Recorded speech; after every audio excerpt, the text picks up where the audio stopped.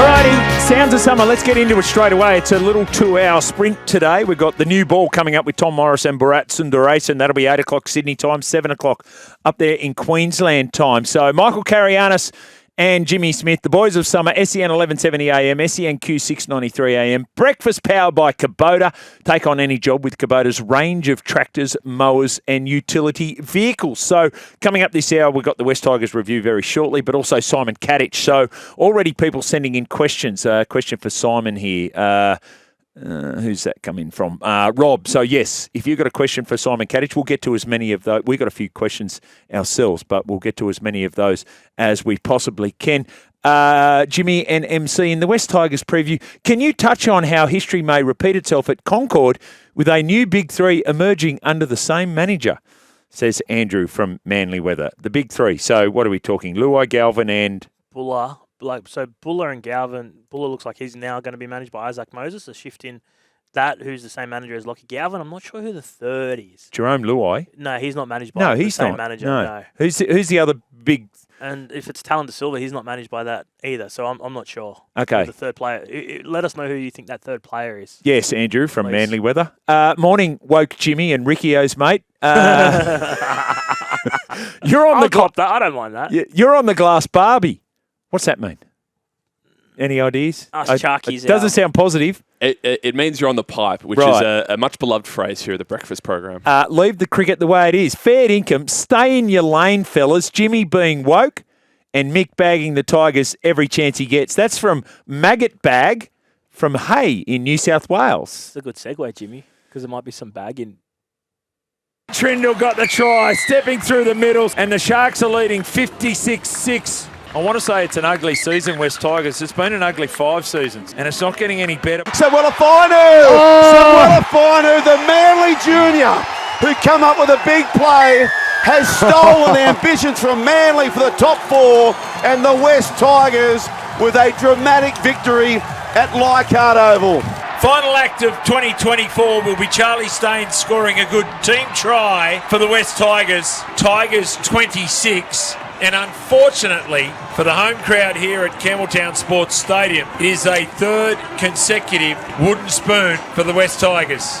So that begins our pre-New Year review of every team's season in the National Rugby League. So what we're going to do, Mick, we're going to have a look from 17th to the Penrith Panthers, and we'll ask you, the listeners, and we'll also do it ourselves, but a grading. So an A, B, C, D, or an F for fail. And we're going to start with the team that ran last for 2024. When you think about their season, 24 games, 6 wins, 18 losses, what stands out for you, Mick? Well, disappointment again. And I think, the first half of the season, there was some optimism with the way they were playing. And, whilst they weren't getting the results, you sense that the West Tigers were on the improve from what they were showing within games. By the back end of the year, they'd gone into their bad old ways and really fell away and finished with another wooden spoon. There was some, we heard, I think it was Joel Kane mentioned Samuelafinu, standout for him, right? Player of the year. Player of the year, clear cut. Like he's a guy that can be an elite player for him in that forward pack.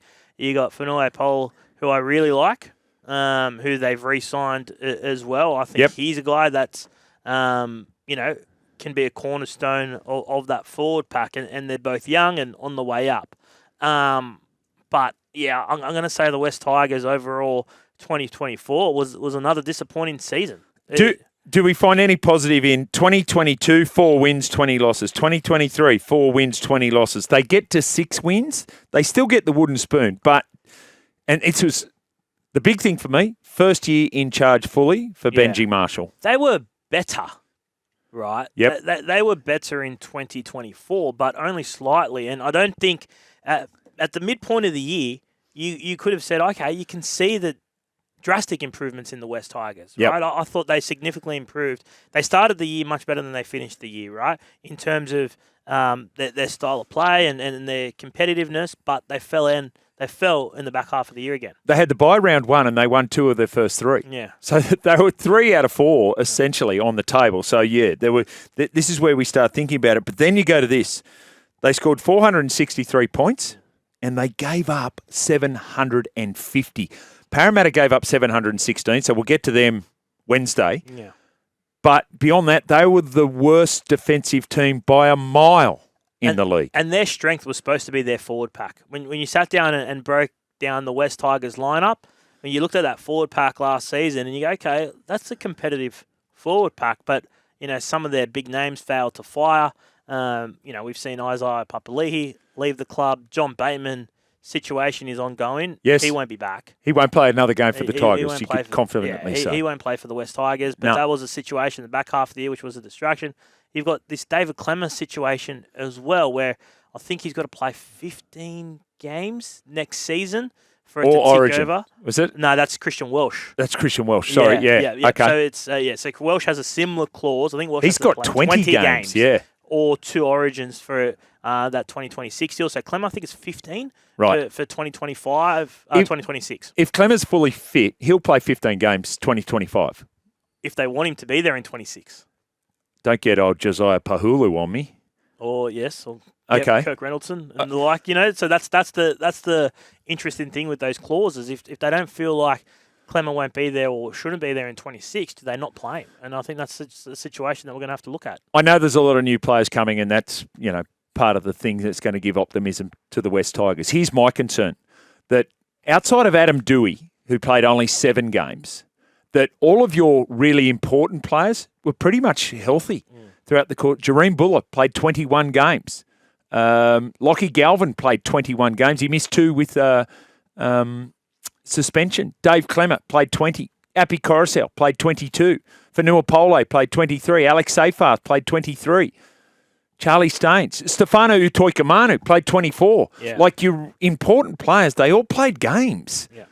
I can't think of an important player that went, he was injured. Like there was no mitigating circumstances. So Lachlan Galvin was a standout. Within the space of about half a season, maybe less, we had an 18-year-old running an NRL team.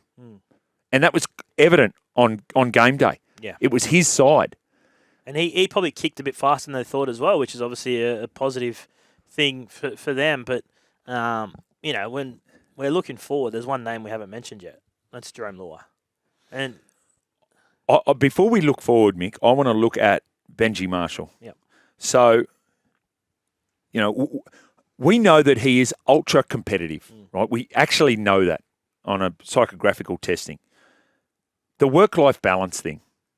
Like, I was speaking to someone, again, heavily involved in a rugby league club and saying it's a fallacy. You need to have a completely unbalanced life if you're an NRL coach. Yeah.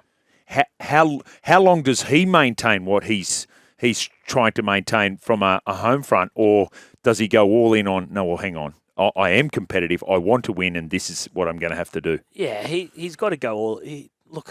I can't not say he's all in, right? But it is a completely different approach from any other coach that you speak to in the game. There's no other coach that sort of operates like that. You've got Wayne Bennett and Craig Bellamy and those guys, but they're at a different stratosphere. They don't count, right? But they've got probably better procedures and stuff in place where, particularly Wayne can dip in and out of training. You speak to Wayne doesn't coach at training. Guess who coached Benji Marshall a lot at the back end of his career? Wayne. But you can't mimic Wayne. No, so that's the problem. You look at that and go, that's what an NRL coach does. No, that's what NRL coach. That's what Wayne Bennett does. Correct. Alone. Correct. Alone. Right? So that little exchange that we had last week with Lewis Doyle, oh, you're the Pommy, are you? Yeah. That is on so many levels, Wayne getting stuck into him straight away. I spoke to Lewis Doyle about it last week. I saw the article. Yeah, and he'd already met him. He knew who he was. He'd met him. So he's doing it for the cameras. He's doing it for the cameras. Oh, well done, Wayne. He'd met him, and Lewis was like, yeah, all right, and just copped it and laughed, so. But that's Wayne playing Wayne games on the new kid. Did the same with Jack Whiten. Right. Hello, he doesn't know who Jack Whiten is? Come on, Wayne. So, but anyway, let's focus on Tigers. So Benji's mentor, or the one that he's looked at a lot, is the guy that's the outlier. Well, I found the comments from Shane Richardson that they've got the best spine in the competition really put pressure on Benji. It really puts him on notice. And I don't think that was probably accidental. Richo doesn't do things He by doesn't accident. do accidental.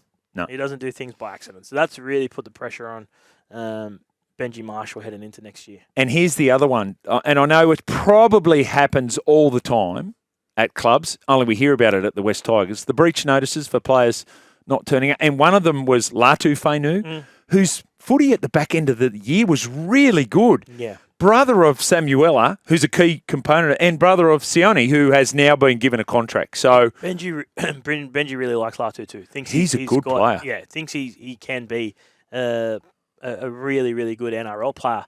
The fact that came out, I'm not as disturbed because I think it was a warning shot to the rest of the squad that weren't back yet as well. Yep. So I don't mind that. They're driving standards. No doubt standards have slipped at the West Tigers for too long.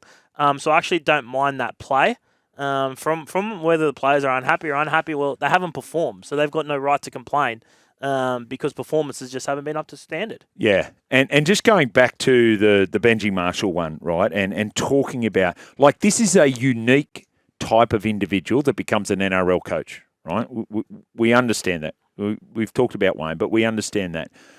On the breakfast show last week, Ivan Cleary, who's won 4 straight premierships. Now, this all happened before he'd won premierships, but he had revealed the depths of despair that he had gone to during the course of his coaching career. Like in a very candid fashion, he does it in his new book, Not Everything Counts, But Everything Matters. But if that's happening to a guy who has had so much success and is clearly doing something right, think about the pressure that is going to come on Benji Marshall and how he manages that this of all year. Like, this is fully him. Yeah.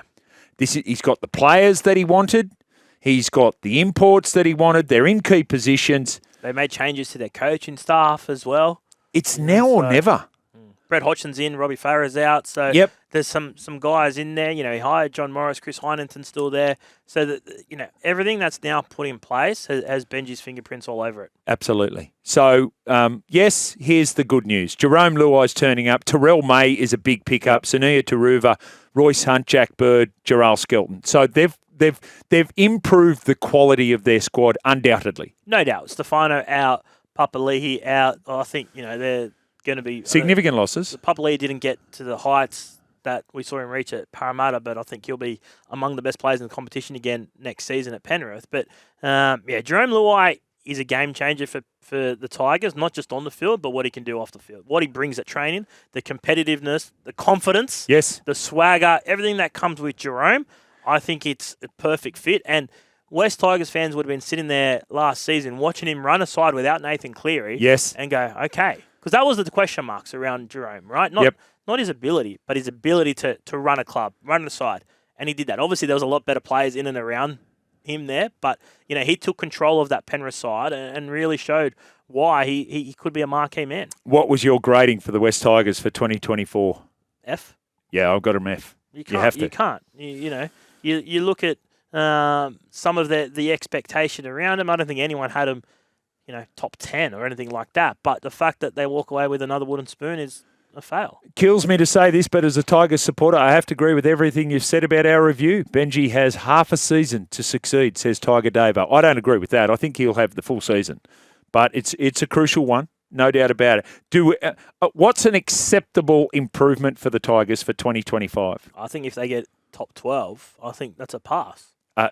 Yeah, I'd go top 14. Yeah. But top 12, I think, is a good year. If you look at they've performed well. Honestly, I think I'm so captivated to see how Jerome goes. Yeah. It's one of the stories of the season. One of the big stories of the season, no doubt about it. All right, get us on the Guildford Hotel open line, 1300 01 1170. Keep the text messages coming in, 0457 736 736. Unable to work due to injury or illness, contact Bryden's Lawyers, 1800 848 848. Sydney and Brisbane's home of sport.